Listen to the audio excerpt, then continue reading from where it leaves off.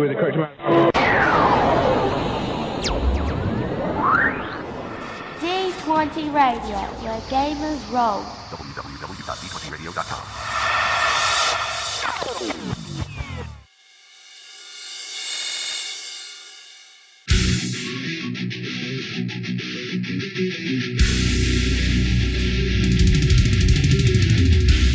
Welcome to Me and Steve Talk RPGs, a podcast where me and my friend Steve try and help you get the most out of your role-playing game experience.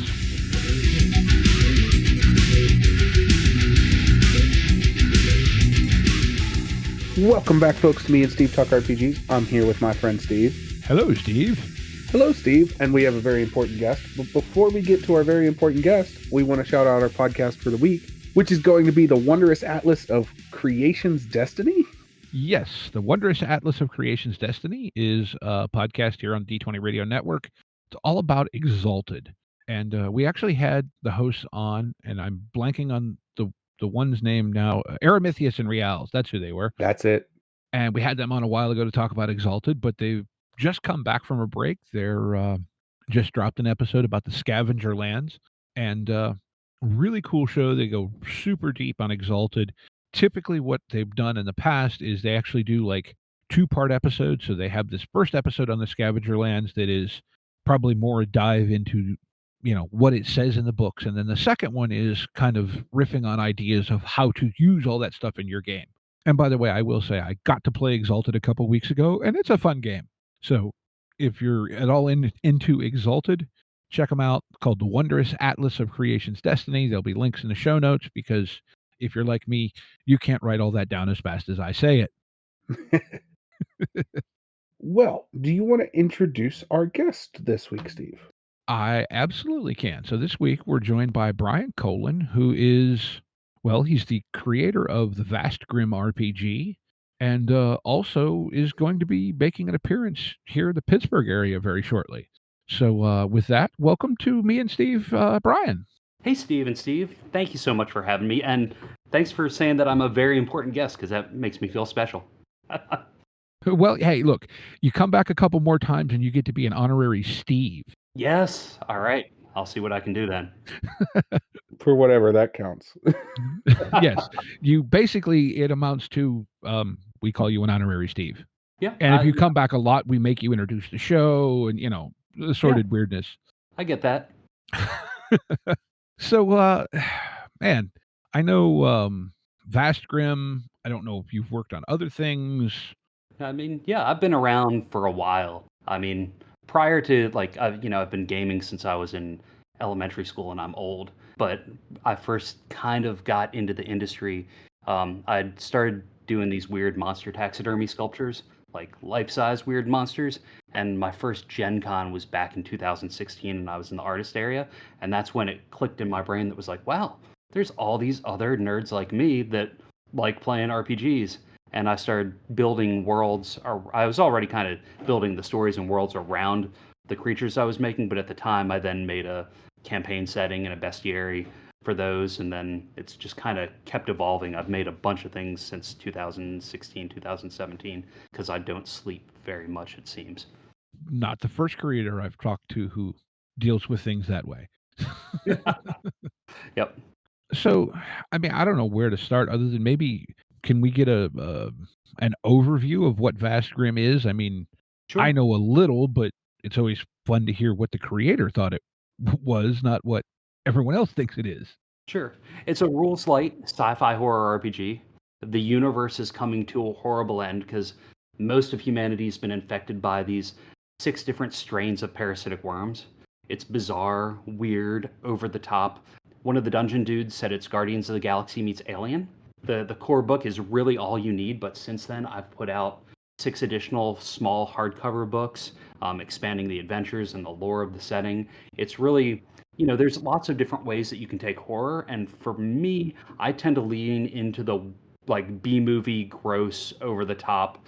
Like, I tend to think of Slither versus like something really terrifying, intense. There's a lot of humor written into the book. There's There's a lot of like little punk rock references in there as well. Like this is a hack of Morkborg, which has always been like known as like the metal game, and this really leans a little more punk rock. It's brighter colors, more vibrant. I incorporate a lot of my sculpture into the layout, so it has a very collage and distinct look to it, even though it still has that very art punk feel that like Morkborg has. Yeah, so that's the overview. I was gonna say, from my opinion, it has a very like cyberpunk space horror feel, and I love it. The neons, the vibrancy of it all, it's so cool, man. I dig it. I Very dig it. much. You got me hooked. Yes. See, I mean, cyberpunk is a thing for me. I like weird horror. I mean, one of my early influential games was the original Delta Green for Call of Cthulhu back in the mid late 90s, whenever that came out. And we played a weird version of that. Like we would encounter Daleks, we fought predators. Nice. It was Call of Cthulhu made pop culture weird. Yeah, totally. I played a lot of Rifts around that time, so like thinking of going from universe to universe and all sorts of weird monsters and stuff being ripped through space and time. I have a stack of original Palladium books behind me, about a foot and a half tall. Yes. That was actually the first game I ever ran. Awesome. And I have told some people the reason I ran it was because no one else wanted to run it. Now that I've been gaming for many years, I understand why no one else wanted to run it. Yeah. It's an My friend amazing Dave, world, though. yeah, absolutely. My friend Dave ran all the Palladium games for the most part. So this is a game you're saying actually grew out of your artwork in a lot of ways, right?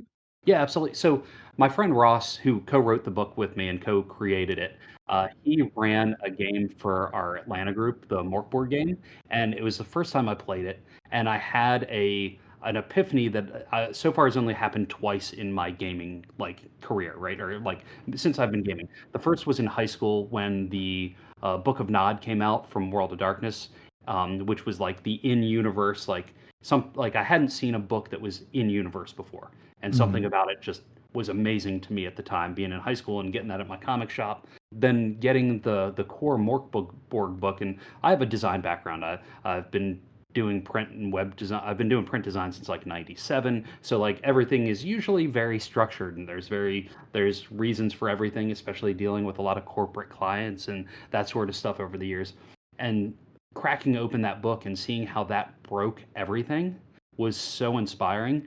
So after playing that game and dying a horrible death, as one often does in Morkborg, I sculpted the Warhound, which is a beast that's in Vast Grimm. And it was something where usually, though I sculpted monsters before this, they always had a little bit more whimsy to them. They were much more colorful. And this, I was like, I'm only going to use black, white, and one other color when painting it. And I wanted to make it weird and nasty. And when I did that, I called up Ross, who ran the game, and I was like, hey, do you want to do a sci-fi hack of their game? Because they've got a third-party license, and you can do anything. And he was like, sure. And then we just dove right in. Well, I think that engine too, right? Like, and like you said, this is kind of the punk horror, like the two official titles from Stockholm, Morkborg and Cyborg. Morkborg, I mean, even they call it a Norwegian death metal album turned RPG. Right. Cyborg is somewhere like between Ministry and Perturbator.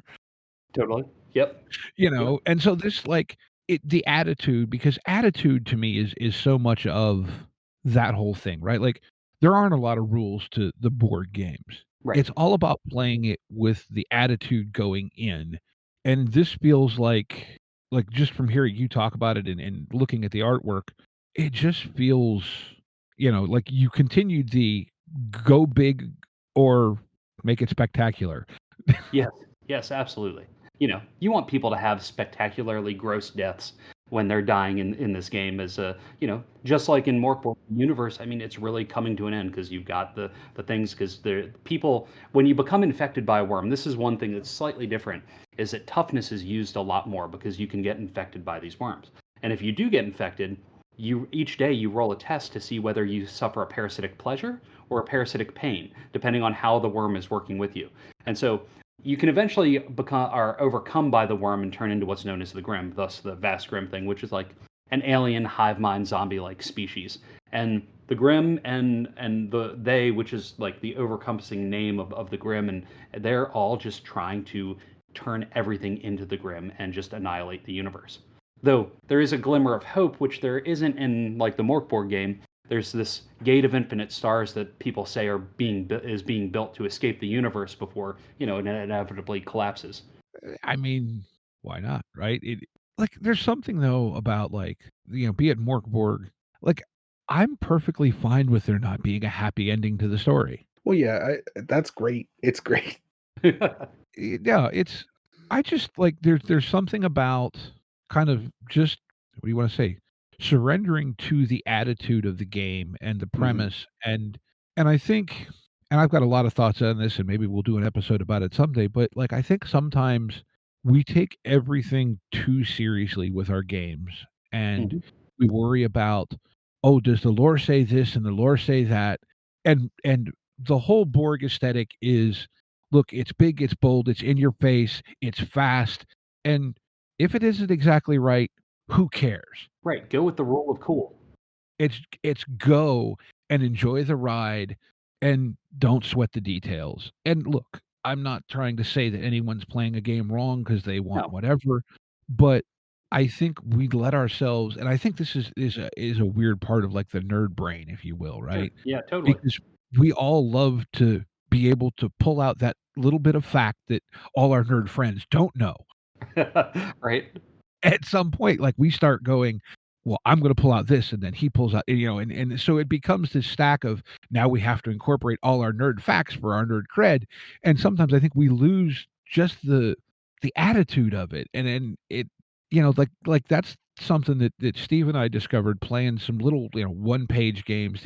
Steve loves the 200-word RPG challenge games. Uh-huh. Yep. And we played some really ridiculous little games that had more fun with them, like, we played one called Heavy Metal Wizard Sorcerers, That sounds wonderful.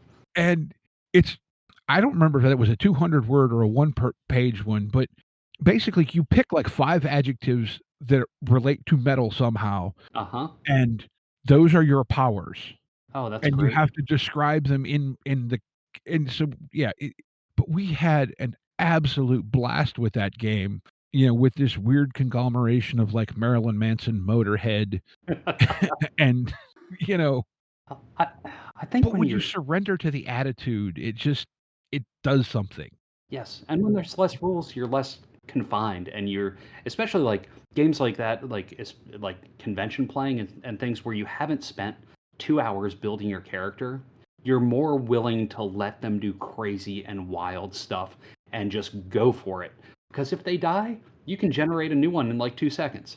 Oh yeah, I always take a stack. Like Right. that's why I love Morkborg style games because I always take a stack of characters, and when their character dies, I pulled this at Gamer Nation Con. I was running Cyborg, Hmm. and I was waiting for the first character to die because I had only had a handful of character sheets out on the table, just enough for the players at the table. Uh huh.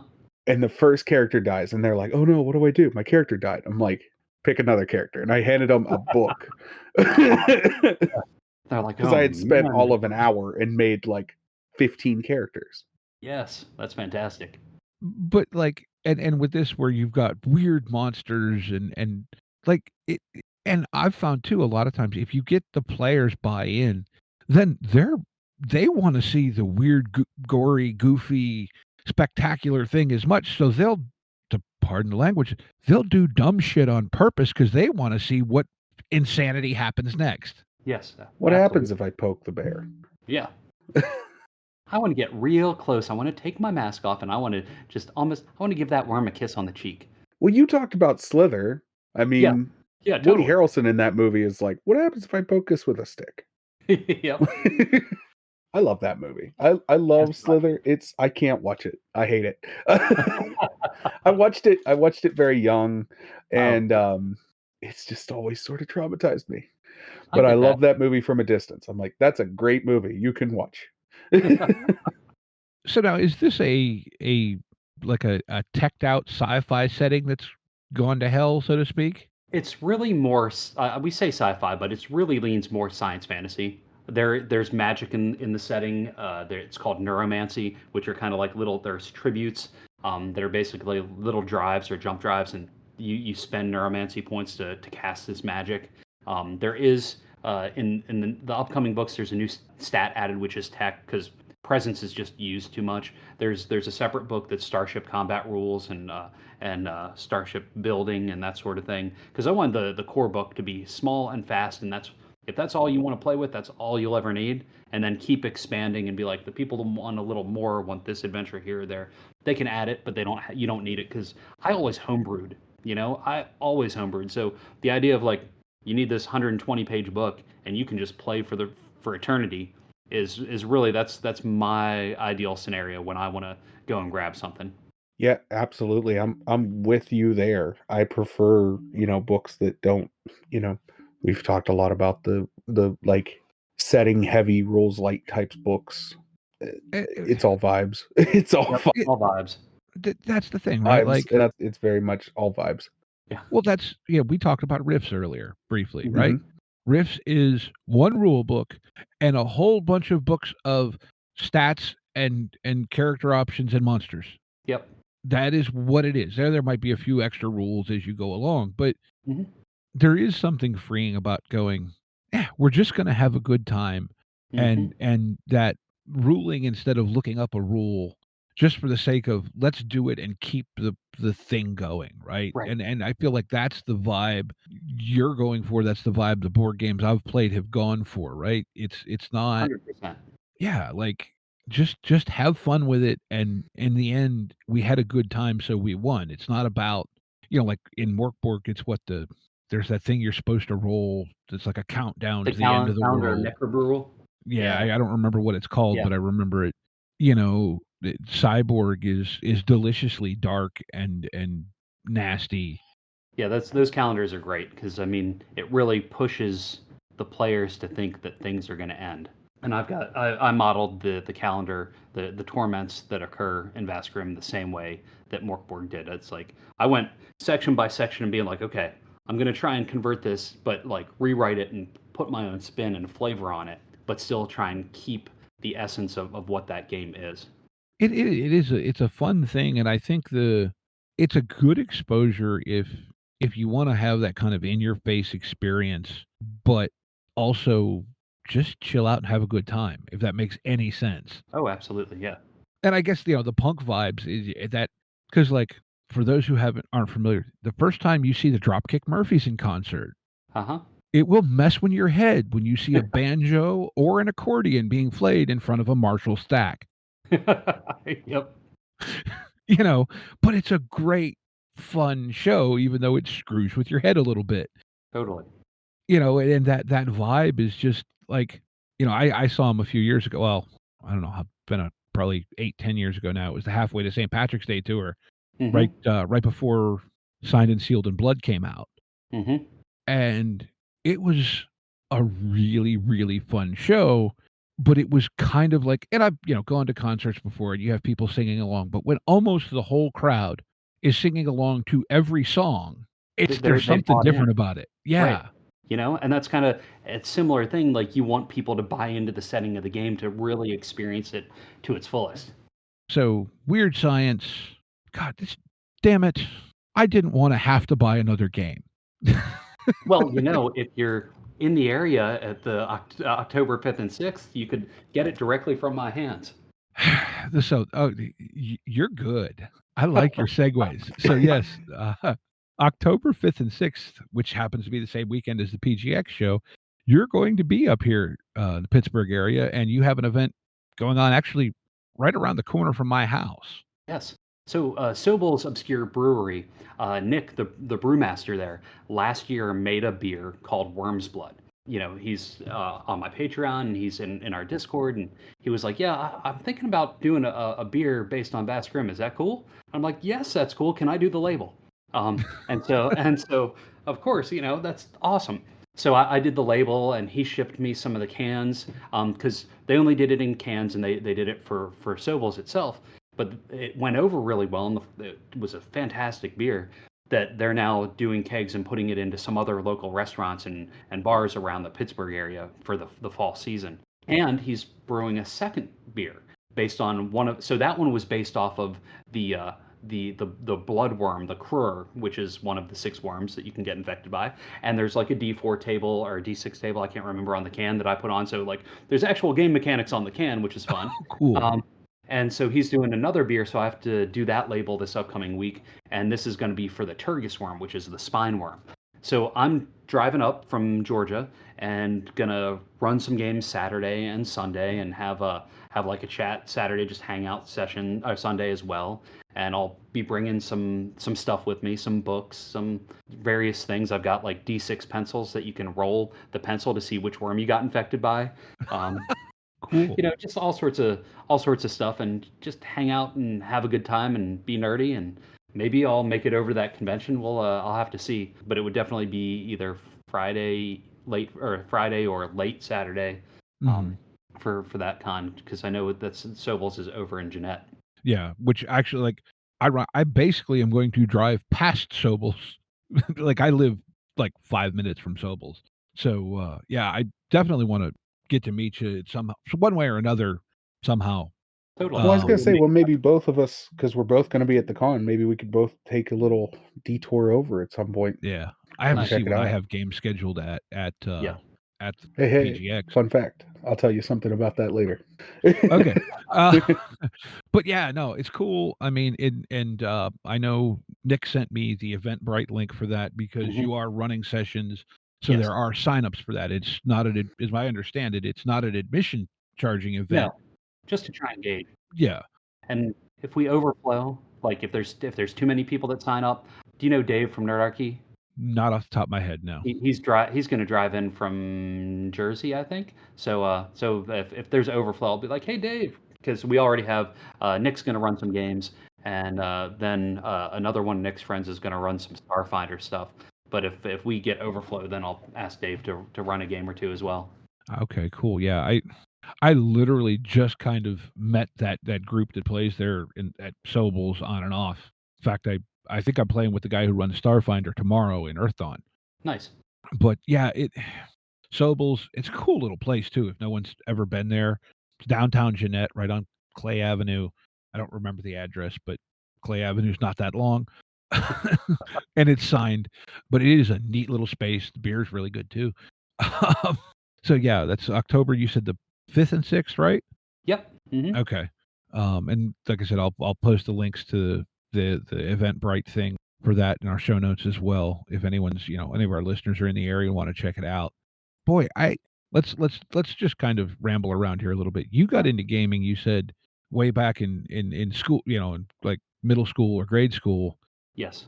And then did the art and gaming sort of one lead to the other, and then sort of this weird spiral feed thing, or? So I went to the Art Institute of Pittsburgh, and I thought I was going to do comic books.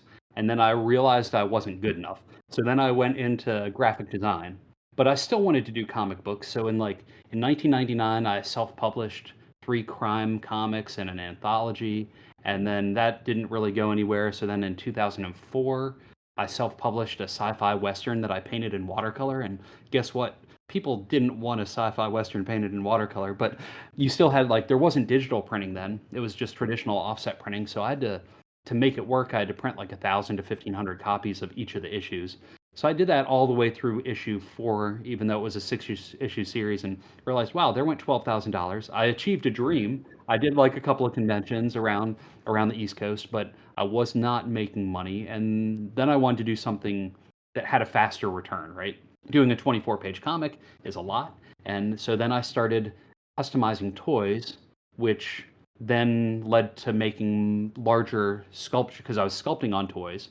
And the material I got at the time, you could only get from a taxidermy shop. So the taxidermy shop sent me a catalog in the mail, which was a thick, old, phone book-sized catalog. And I started ordering glass eyes. And so my sculptures started looking more realistic. And then I was like, well, I'll order a styrofoam deer base off of the taxidermy place, and that's when I made my first life-size monster, which then turned into my fantasy setting that I kickstarted a 5e setting for like pre-pandemic, and just it all like while I was doing the art show, like the Gen Con and other conventions with my one of a kind sculptures, I started making other RPG stuff because it's hard for people to drop $1,200 on a sculpture, but they still wanted to support me. So I started making like RPG enamel pins and patches and coloring books and like all sorts of things that I wanted. And then my kids were younger, and my daughter loved like blind box toys, so I made RPG blind box squishies, and then I started making stuffed animals that I had manufactured based on my drawings and like classic RPG monsters, and I just kept making things to make it where I could make money at conventions. But then like now it's all really harnessed and focused around Vast Grimm because I kind of fell into like something that another creator, when I was listening to them, said that like if you put out an RPG, you need to support it for at least 5 years because like the crowdfunding is only the initial phase, right? If you really want to build the people that are going to play it and keep playing it and grow the fan base around it, you've got to keep putting stuff out. And like I can see I could see myself working on Vast Grimm for a long, long time because I've no shortage of strange, goofy, bizarre ideas. Um, and I'd love to keep people playing it and introducing it to new people for a long time to come. Well, Yeah. you said something though that I think sits at the core of independent RPGs and the ones that a lot of times I find more fun. You said you made stuff you wanted. Yes, absolutely. And I feel like that's the thing with independent RPGs a lot of times. They're made it's the creators going, "I'm having fun doing this. I want to share the fun I'm having." You're Yeah, not necessarily looking at it as, "This is a product I need to put out and sell this many copies." You're going, "I really want this. I think I can sell enough to not lose money making it." exactly. Yes, like I find that like if you don't make it for yourself, you shouldn't make it. I mean, there a lot of my friends, a lot of my artist friends, they have dreams of like, I want to work for WotC, I want to do magic cards, I want to do this. I've never had those aspirations. I've always wanted to play in my own. I've always wanted to just play in my own worlds, right?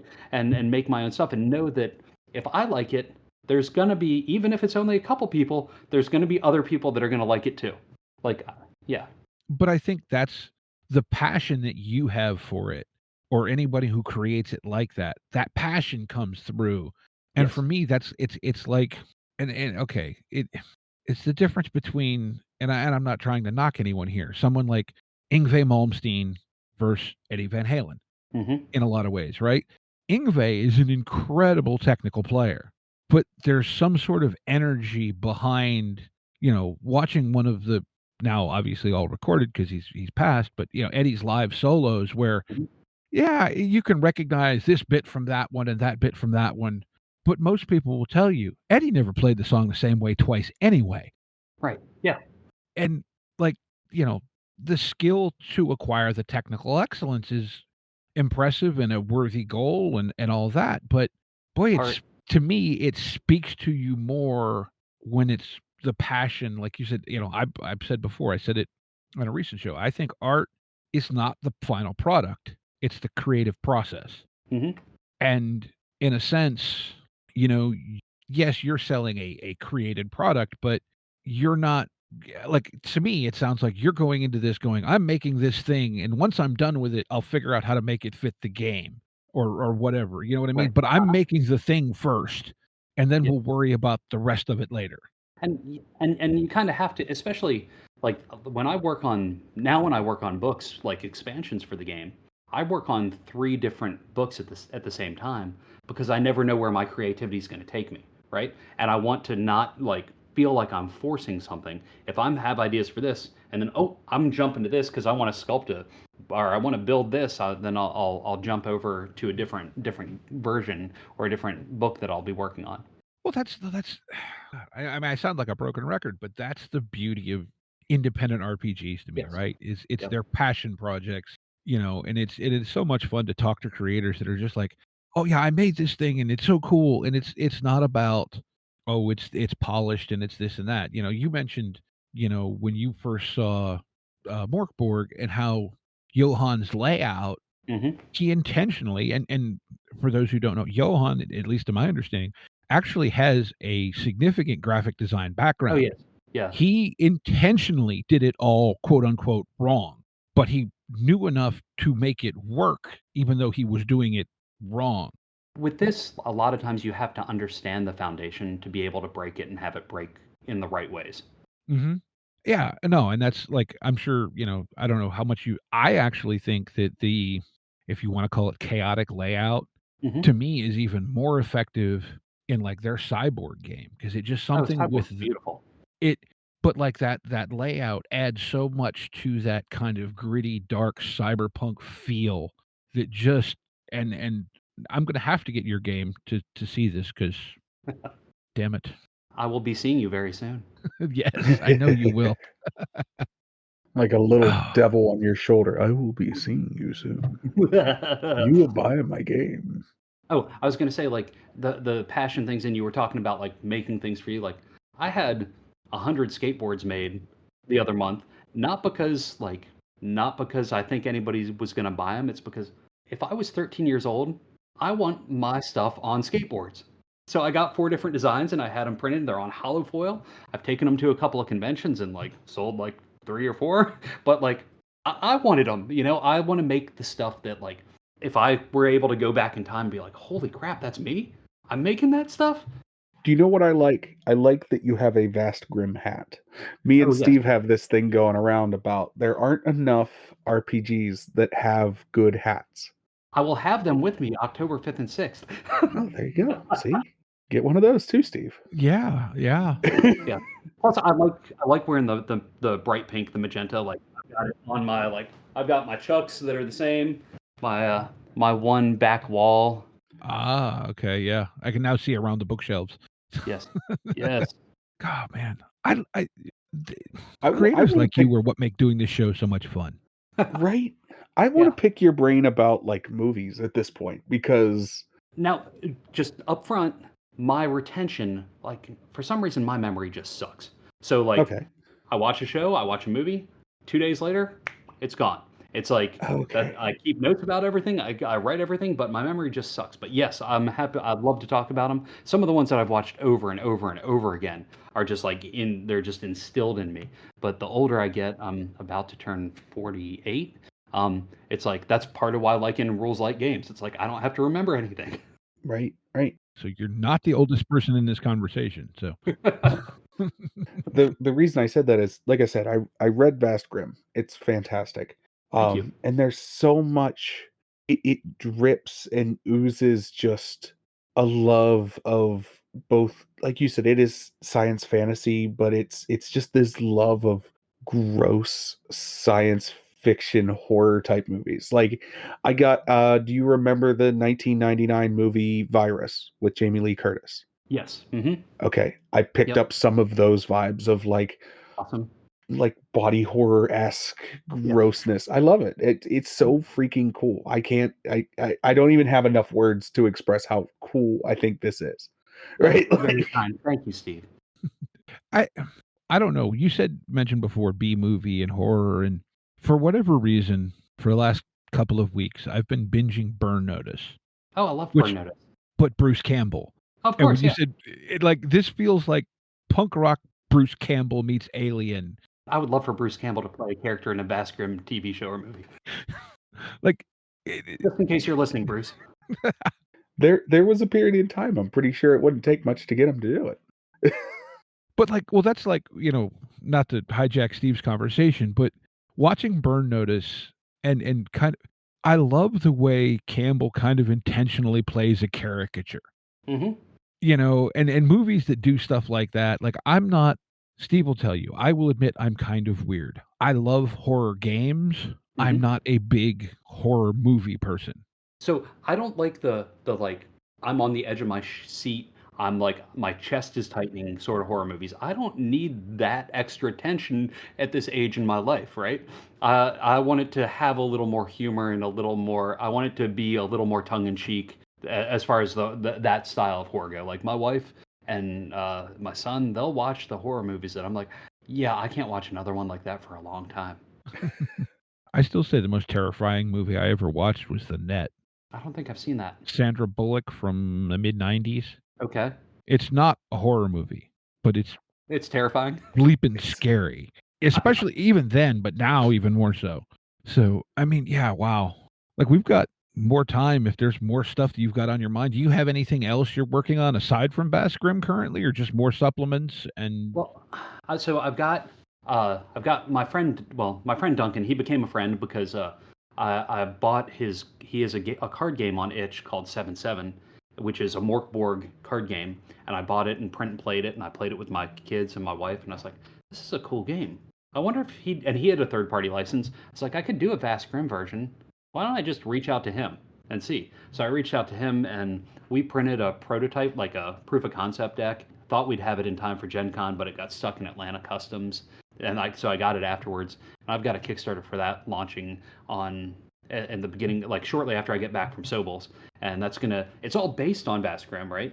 All the decks are different Space Raider factions that are in my Space Raiders book, so you can play different Space Pirate groups, and all the cards actually have stats that can be used in the RPG, but it's made to just be like the card game. So like space pirates or monsters all have their hit points and their armor and the damage they do and special effects and things like that.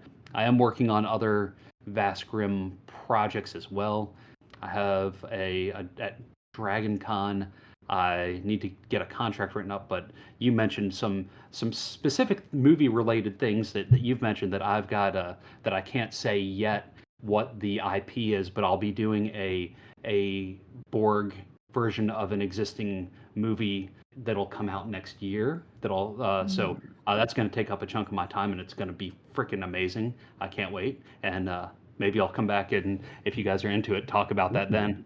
Yeah, Oh, yeah, absolutely. definitely. Yeah, you I have lots of things on my list that I'm working on. Like there's no time for there will be no downtime in the near future, I don't think. Well, that's cool. Boy, I just love your enthusiasm, and like, I love to like. Steve and I joke that we share an attention span, Um, but I love how you like. It sounds, and not to put words in your mouth or anything, but it sounds like you have kind of realized that I can't always focus on something. I get these ideas that come in, so you have built your workflow to be able to work with that as opposed to fighting it. Oh yes, gosh, if I fought it, I would get nothing done, right? As long as I have multiple projects that I'm juggling, I stay busy, and as long as I don't let any of them like fall to the ground, I should be good. And I feel like I'm hitting my stride as I get to the age that I'm confident enough in what I'm doing. I've done design long enough. I've been publishing RPG stuff long enough. I know manufacturing well enough because I've been dealing with overseas manufacturing for years. Like I'm confident that what I'm going to put out is going to be good, and especially with Walton Wood, who edits my stuff. He also has edited a bunch of the Borg stuff. Like I would not sound nearly as smart as I do if it weren't for him. I believe he works with Gav Quiroga too, doesn't he? Gabriel don't- Quiroga? I think so. I believe so. Yeah, I recognize that name. yeah. He's on a lot of the official Stockholm stuff. Yeah, well, Gav does like Hell He does the Knight, Hell Knight. Nerosity, Warpland, which Yep. is, I would call it Morkborg adjacent. It's not officially Morkborg, but I know Johan, I believe, did a page or layout, a spread for Demon or Hell Knight, I believe. It all fits into that like metal rules light stuff. Yeah. Yeah, very art forward. Yep. Oh, and I do have a September 20th through 22nd. I'll be flying up to New Hampshire to be a guest at Granite State Comic Con. Okay. I And then know it- we've got some listeners up in the New England area. Awesome. Anybody out in Wisconsin for Gamehole Con coming up in Possibly. late October? Yeah. Hey, put it out there for sure. Yeah, possibly. I've got it now through the end of October, or through the end of end of October is going to be crazy. All right, so let's before we forget and get ourselves sidetracked, because it seems like we're very good at that. You have, I mean, I know some of your stuff's on like Drive Through. You've mentioned Itch. I don't know if you have a page there. where can people go to find your stuff? Do you have your own website? You've mentioned a Patreon. Sure. Creaturecuration.com is my website, but the easiest way to find all of my stuff is go to briancolin.com, BrianColin.com. It just has a page with all of my links. All the new Vast Grimm stuff is being published by me. Previously, it was published by Infinite Black, all the original stuff, but everything moving forward, I'm self-publishing. So yeah, briancolin.com is the best way to find all of my stuff. Okay. You got anything else here, Steve, before we start kicking into... I don't, honestly. I think we go ahead and kick into Game of the Week. Woohoo! Game of the Week! Game of the week. Game of the week. All right, so I kind of briefed you on this before we started recording. Mm-hmm. Would you like one of us to go first, and then you can go, and Sure. yeah, see how we do it? Yeah. Okay. And just if we throw up links, there's right above the channel we're in. There's a channel called Guest Green Room. That's if we throw up links, whatever, we do it there, because that way we can all see what everyone else is doing. Each other sharing. Yes. I'm in there now. So, on the lines of Morkborg, I have one. I got to play my first solo RPG. I got to play Korg. Nice. If any of you are familiar with Korg, Korg is a solo RPG. It's about, I was given it. It's the size of a business card. It's a handful of them. And it is a Morkborg on a business card.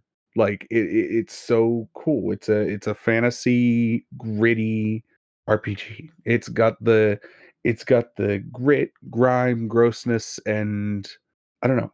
Maybe the only complaint I have is that there's not enough room on a business card to fit all of the like Norwegian metal. But Awesome. Korg is great, Cool. and it was such a fun time, and yeah, I really had a good time with it. All right. Wonderful. So would you like to go next, Brian, or would you like me Sure. to? Yeah, I'm happy to. I haven't gotten to play this yet. I've read some of the preliminary work and I've seen some of the initial layouts because my friend Matthew is currently working on it, and we talked about horror. He's releasing a game called Chainsaw, which is a horror hack of Morkborg, and it's really meant to be like, those 80s, 90s movie franchises. Like, it's supposed to be cinematic and have that feel like you're going to die because that's what happens in these movies. And he's bringing it to the crowdfunding to Kickstarter on Friday the 13th of all days.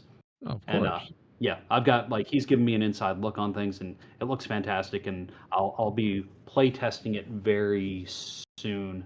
I think October 1st, maybe. Yeah, and I see from the graphic. I don't remember if you said it, but it's also based in the Morkborg system, Yes. etc. All right, so mine, and of course my link didn't post as nicely as y'all's did, but I found this neat little. It's not actually a game; it's a supplement, but it is system agnostic. And it's called ORUS, ORUS, which stands for the Office for Research of Unusual Science. So this is a little 12-page supplement, set you back all of like $2. It is supposed to provide a detailed overview of ORUS, the Office for Research of Unusual Science, from its origin in the ancient world through its varying incarnations over the ages up to where it's currently a modern government agency. Look, everyone knows I love Delta Green. This just feels like Delta Green meets League of Extraordinary Gentlemen meets weird stuff. Awesome. And I just love that it's done as a thing that you could put into, gosh, you could put this into Night's Black Agents. You could put it into, heck, you could probably put this into Vast Grimm for that matter. Oh, totally. Anything like that, right? And with its history going back, you could even incorporate this into some dark fantasy game, which I might do because I'm working on an idea that this might dovetail into. But I just I'm sorry, for $2, I mean, heck, a bottle of pop costs you more than that, or a bottle of water at the store, right? Yep. So why not? And that's called ORUS, ORUS. So that's my game of the week. Boy, anything else we got going on here other than PGX and WurmBrew and go buy cool games, play them with cool people? Yeah, play games with cool people, talk to cool people. Thank you so much for coming on, Brian. It has been awesome. It's been great Thank talking you. to you. Thank I you so really much. hope to have you back on in the future, when you can talk about the thing that you can't talk about right now. Oh, yeah, totally. or anything you want to talk about, to be honest. You saw a Awesome. cool movie, hit us up. We'll talk about it. Fantastic. Do a Patreon movie discussion episode. I just have to catch up on Yeah, all the stuff exactly. that I don't ever get time to watch. Right? But I think with all that being said, links to everything are going to be in the show notes. We want to thank you, our Patreons. We want to thank again you for coming out and talking to us today, and remind everyone to be kind to one another and get out there and play some RPGs. Yep. Take care, y'all. Intro and outro music by the band 12 Noon. You can email us at meandsteverpg@gmail.com. You can find us on Twitter and RPGs. Find us on Facebook at Me and Steve RPG Podcast, on Discord at Me and Steve RPGs, and as always, all of these links are in the show notes. Thank you, and be kind to one another.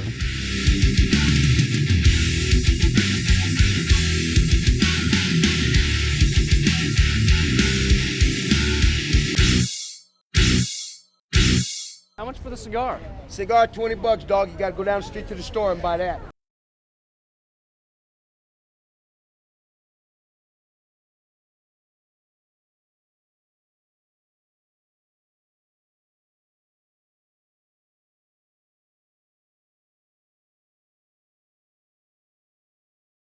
Which is going to be the wondrous let me try that again.